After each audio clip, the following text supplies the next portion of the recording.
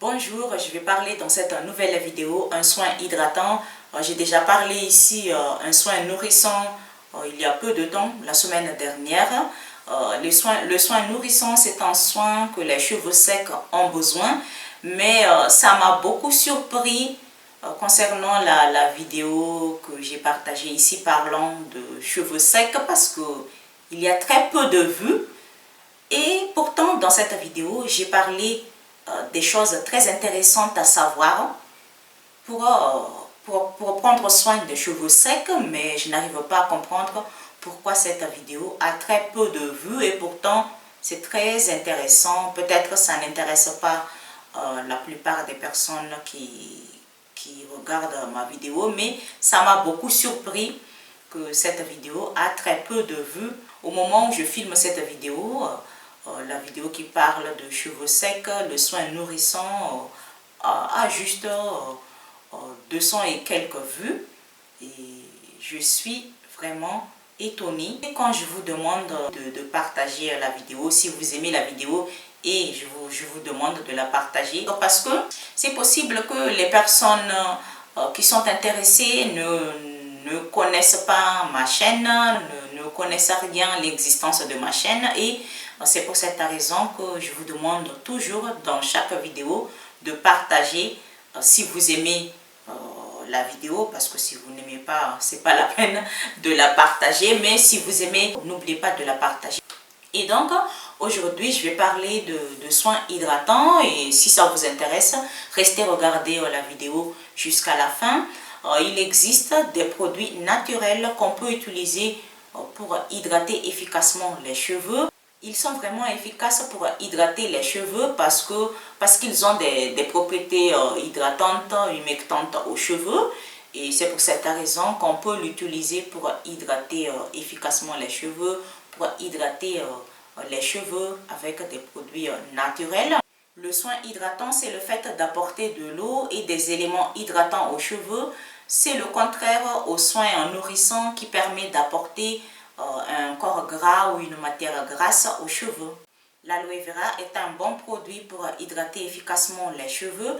On peut utiliser l'aloe vera qui est déjà fabriqué, c'est-à-dire l'aloe vera qu'on peut acheter au supermarché, au magasin ou dans une boutique ou à la pharmacie, etc.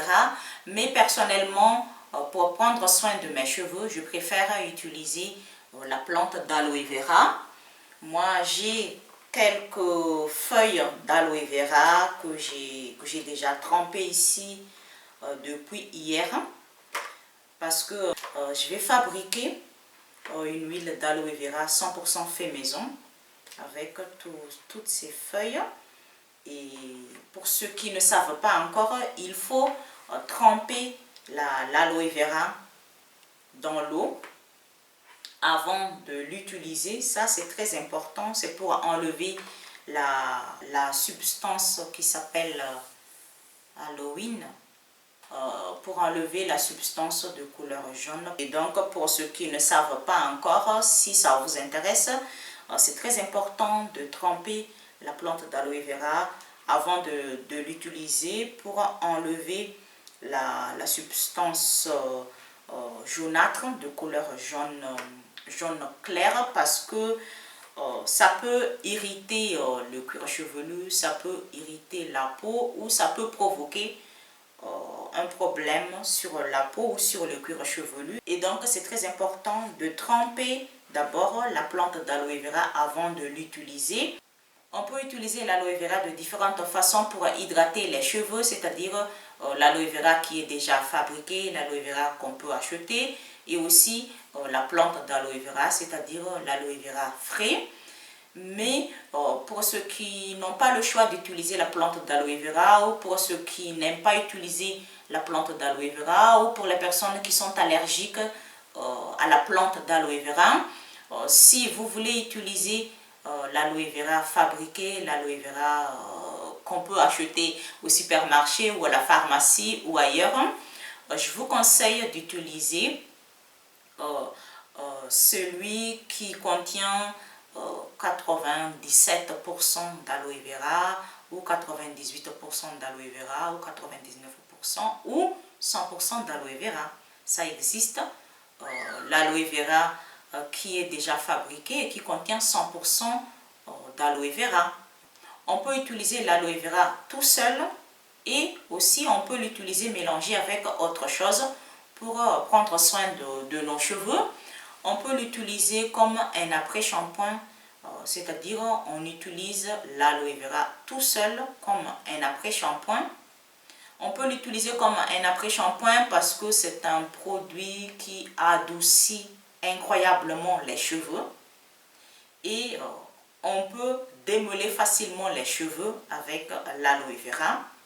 Et c'est pour cette raison qu'on peut l'utiliser comme un après-shampoing. Parce que l'après-shampoing, c'est pour démêler les cheveux. On l'utilise pour démêler facilement les cheveux. Et aussi, on peut utiliser l'aloe vera tout seul comme un sérum 100% fait maison. J'ai déjà partagé ici une vidéo qui parle de l'aloe vera utilisé comme un sérum capillaire. J'ai déjà aussi partagé ici une vidéo qui parle de l'aloe vera utilisé comme un après-shampoing 100% fait maison. Et aussi, on peut utiliser l'aloe vera mélangé avec autres produits pour prendre soin des cheveux, pour les hydrater comme il faut. On peut l'utiliser pour fabriquer un produit capillaire 100% fait maison pour hydrater les cheveux. On peut aussi mélanger l'aloe vera fabriqué, l'aloe vera commercial ou la plante d'aloe vera avec un autre produit qui est commercial. Si par exemple vous avez un masque capillaire qui n'hydrate pas suffisamment vos cheveux et vous pouvez le mélanger avec le gel d'aloe vera si vous voulez obtenir une hydratation maximum à vos cheveux. On peut aussi fabriquer un produit 100% fait maison avec l'aloe vera, c'est-à-dire on le mélange avec autres produits. Si vous avez vu ma vidéo qui parle de masque capillaire à la banane pour fortifier les cheveux, si on veut, on peut mélanger la banane avec l'aloe vera, le gel d'aloe vera, si on veut apporter un maximum d'hydratation aux cheveux. Je ne vous ai pas dit ça dans cette vidéo parce que j'ai complètement oublié. Et donc pour ceux qui sont intéressés d'utiliser le masque capillaire à la banane, vous pouvez le mélanger avec le gel d'aloe vera, le gel d'aloe vera fabriqué, c'est-à-dire celui qu'on peut acheter, ou le gel d'aloe vera frais, c'est-à-dire la plante d'aloe vera. Si vous avez des cheveux fragiles ou des cheveux qui cassent facilement, ou si vous voulez améliorer la santé de vos cheveux, vous pouvez utiliser une banane mûre comme un masque capillaire pour fortifier vos cheveux. Et si vous voulez apporter un maximum d'hydratation à vos cheveux, vous pouvez mélanger une banane mûre avec l'aloe vera, c'est-à-dire la plante d'aloe vera ou l'aloe vera qui est déjà fabriqué. Une autre façon pour utiliser l'aloe vera sur les cheveux, c'est d'utiliser un produit capillaire qui contient l'aloe vera, c'est-à-dire parmi les ingrédients qui se trouvent dans le produit capillaire, il y a l'aloe vera. Et moi ici, j'ai deux différents produits capillaires qui contiennent l'aloe vera. Ça, c'est un shampoing bio. C'est un shampoing bio. Et ces deux-là, ce sont des masques capillaires qui contiennent de l'aloe vera. Ici, sur la liste des ingrédients, il y a l'eau et au deuxième rang, il y a l'aloe vera. Cela veut dire que ce produit contient beaucoup d'aloe vera. Et c'est vrai parce que quand je l'utilise, ça laisse mes cheveux très doux, très souples, soyeux. J'adore ce que ça donne sur mes cheveux parce qu'il y a la plante d'aloe vera. Ça hydrate bien mes cheveux et j'adore ce produit. J'ai déjà parlé de ces produits ici. Et dans ce shampoing, je vais lire son étiquette. Où se trouve l'aloe vera? Ici, la plante d'aloe vera se trouve un peu plus loin, c'est-à-dire il se trouve au 4 derniers ingrédients qui se trouvent dans ce shampoing. Cela veut dire que ça contient peu d'aloe vera. Donc, pour ceux qui sont intéressés d'utiliser l'aloe vera pour prendre soin de vos cheveux, vous pouvez utiliser l'aloe vera tout seul. Vous pouvez aussi le mélanger avec un produit fait maison ou un produit commercial. Vous pouvez aussi utiliser un produit commercial qui contient l'aloe vera, comme un shampoing, un après-shampoing, un masque ou une crème coiffante sans rinçage. Ce shampoing adoucit aussi mes cheveux. Mais même si ce shampoing contient peu de quantité d'aloe vera par rapport à ce masque, sur mes cheveux, je trouve que ça adoucit aussi mes cheveux. Ça laisse mes cheveux doux, brillants, et j'aime ce shampoing. On peut aussi utiliser le miel d'abeille et le sirop d'agave pour hydrater efficacement les cheveux. Le miel d'abeille, c'est d'origine animale et le sirop d'agave, c'est d'origine végétale. Ce sont deux produits humectants qui sont efficaces pour retenir l'hydratation des cheveux, mais c'est juste l'un qui est d'origine animale et l'autre est d'origine végétale. On peut utiliser l'un de ces deux produits. On peut fabriquer un produit capillaire 100% fait maison avec le miel d'abeille ou avec le sirop d'agave. J'ai déjà partagé ici différentes recettes 100% fait maison en utilisant le miel pour prendre soin de cheveux. Et aussi, si on veut apporter une hydratation aux cheveux, on peut utiliser un produit capillaire commercial qui contient de miel ou qui contient de sirop d'agave. À propos de produits faits maison, j'ai déjà partagé ici différentes recettes 100% fait maison en utilisant le miel. Pour le sirop d'agave, jusqu'à présent, je n'ai pas encore utilisé le sirop d'agave sur mes cheveux, mais j'aimerais bien en utiliser. Je ne l'utilise pas parce que pour moi, le sirop d'agave, c'est une alternative au miel. Et ici, je peux acheter facilement le miel. Je peux trouver le miel facilement parce qu'il y a des apicultures partout ici. Le sirop d'agave, ici, il n'y a pas une plantation de sirop d'agave. Ici, ça se vend. On peut le trouver au supermarché ou chez une herboristerie, mais c'est un produit importé.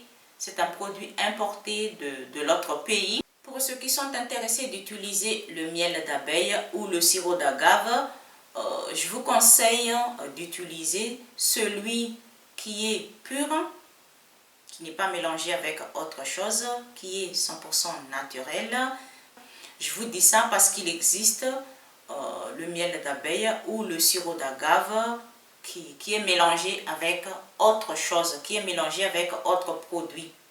Et donc, il faut faire attention quand vous achetez le miel d'abeille ou le sirop d'agave parce qu'il y en a qui n'est pas 100%, il y en a qui n'est pas pur. Le miel d'abeille et le sirop d'agave qu'on a besoin pour prendre soin de nos cheveux, c'est celui qui est pur, qui n'est pas mélangé avec autre chose, c'est 100% naturel.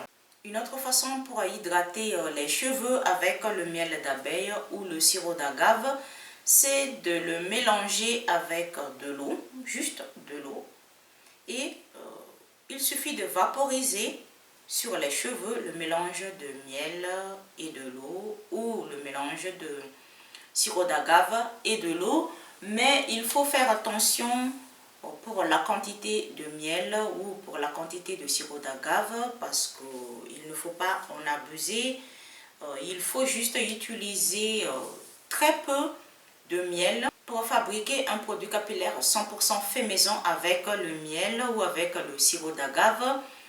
Il ne faut pas abuser sa quantité parce que c'est un produit sucré, c'est collant, qui a une texture collante et donc il faut utiliser très peu de miel, il faut utiliser très peu de sirop d'agave pour ne pas avoir des cheveux cartonnés, si je peux le dire comme ça, ou pour ne pas avoir des cheveux durs comme de bois sec, parce que le miel, si on abuse, si on utilise une quantité abusive, au lieu d'avoir des cheveux doux, souples, on a des cheveux durs, des cheveux qui ne sont pas souples. Et donc, il faut faire attention si vous voulez utiliser le miel. Si par exemple, vous voulez mélanger le miel d'abeille ou le sirop d'agave avec votre crème capillaire commerciale, et pour 4 cuillères à soupe de votre produit capillaire commercial, il faut juste une cuillère à café de miel d'abeille ou une cuillère à café de sirop d'agave. La glycérine végétale, c'est aussi un humectant efficace pour les cheveux, c'est aussi efficace pour hydrater les cheveux, et on peut utiliser la glycérine végétale. On peut fabriquer un produit 100% fait maison utilisant une glycérine végétale, et aussi on peut utiliser un produit capillaire commercial qui contient une glycérine végétale. Pour ceux qui sont intéressés, si vous voulez utiliser une glycérine végétale pour prendre soin de vos cheveux, mais ça n'existe pas là où vous êtes ou ça coûte trop cher, vous pouvez fabriquer une glycérine 100% fait maison. J'ai déjà partagé ici cette recette pour les personnes qui sont intéressées. Et donc, si ça vous intéresse de découvrir comment peut-on fabriquer une glycérine végétale 100% fait maison, vous pouvez aller regarder ma vidéo qui parle de ça. Je laisse ici le lien pour ceux qui sont intéressés. La glycérine aussi, il ne faut pas en abuser, parce que si on utilise trop de quantité, on peut obtenir l'effet contraire. Au lieu d'avoir des cheveux bien hydratés, des cheveux brillants, souples, et si on ne sait pas utiliser une quantité qu'il faut pour une seule application sur les cheveux, et là on peut obtenir des cheveux déshydratés. Et donc il ne faut pas aussi abuser la quantité de la glycérine si on veut l'utiliser pour prendre soin des cheveux. Pour ceux qui sont intéressés, si vous voulez utiliser une glycérine végétale pour prendre soin de vos cheveux, il faut utiliser maximum 10% de la quantité de produits que vous voulez mélanger avec. Si par exemple vous voulez utiliser une glycérine végétale mélangée avec une purée de banane, comme j'ai montré ici dans ma vidéo la semaine dernière, et là il ne faut pas utiliser beaucoup de quantité de glycérine pour ne pas avoir l'effet contraire, pour ne pas avoir le résultat contraire, le résultat inverse. Parce que si on abuse la quantité de glycérine végétale, on peut avoir des cheveux déshydratés au lieu des cheveux hydratés, si on ne sait pas utiliser une quantité qu'il faut. Et donc il faut utiliser maximum 10% de glycérine végétale.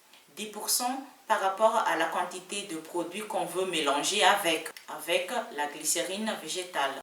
Si ça vous intéresse d'utiliser une glycérine végétale pour prendre soin de vos cheveux, vous pouvez fabriquer un produit 100% fait maison avec une glycérine végétale. Et aussi, vous pouvez utiliser un produit capillaire qui contient une glycérine végétale.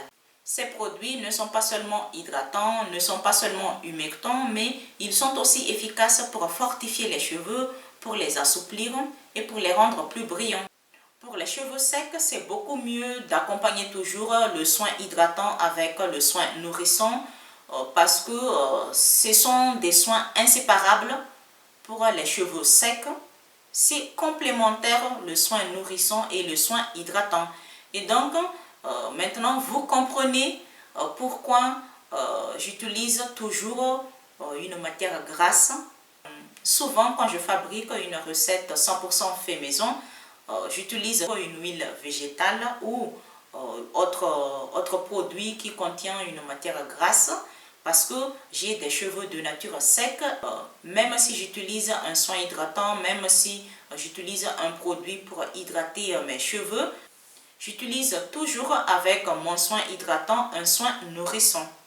Parce que les cheveux secs, en général, ont toujours besoin, ces deux soins, c'est-à-dire ont toujours besoin en même temps le soin hydratant et le soin nourrissant. Et donc, si vous avez des cheveux secs, ne négligez pas de faire en même temps un soin hydratant et un soin nourrissant, parce que pour les cheveux secs, ce sont des soins indispensables, ce sont des soins inséparables. C'est-à-dire, si on utilise un produit hydratant, si on veut faire un soin hydratant, il ne faut pas oublier d'apporter une matière grasse. Il ne faut pas oublier d'utiliser un produit qui contient une matière grasse, une huile végétale ou un beurre végétal ou un beurre animal ou autre produit qui contient une matière grasse. Parce que pour les cheveux secs, le soin hydratant n'est pas suffisant et donc il faut accompagner toujours le soin hydratant avec le soin nourrissant. C'est-à-dire, il faut utiliser en même temps un produit hydratant qui hydrate efficacement les cheveux et un produit qui nourrit efficacement les cheveux. Mais un soin nourrissant n'a pas forcément besoin en même temps un soin hydratant.